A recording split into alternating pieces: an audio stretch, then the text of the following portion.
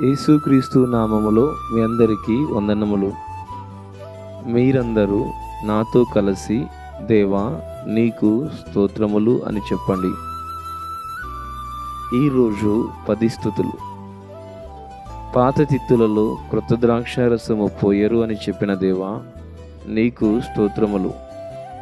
కుమారి, ధైర్యముగా ఉండుము, నీ విశ్వాసము నిన్ను బాగుపరచును అని చెప్పిన దేవా నీకు స్తోత్రములు.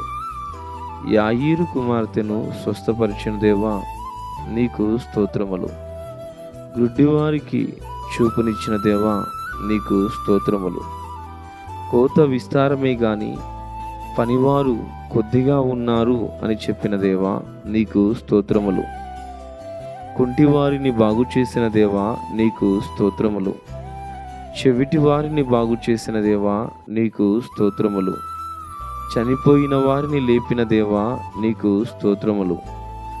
బీదలకు సువార్త ప్రకటించిన దేవా నీకు స్తోత్రములు.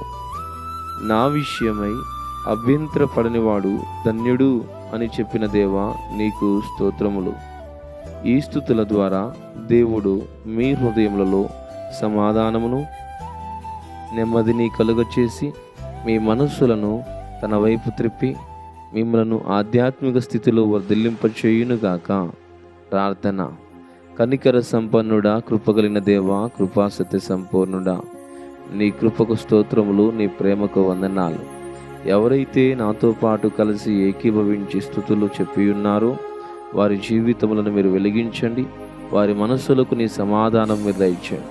వారి హృదయములకు నీ సంతోషమును అనుగ్రహించి ఈ దినచర్య అంతటిలో వారితో కూడా మీరుండి వారు చేయు పనులన్నింటినీ సఫలము చేసి మహిమ పొందుకొనమని యేసయ్య నామములో ప్రార్థిస్తున్నాం పరమ తండ్రి. ఆమేన్. God bless you all. దేవుడు మిమ్మల్ని దీవించి ఆశీర్వదించునుగాక.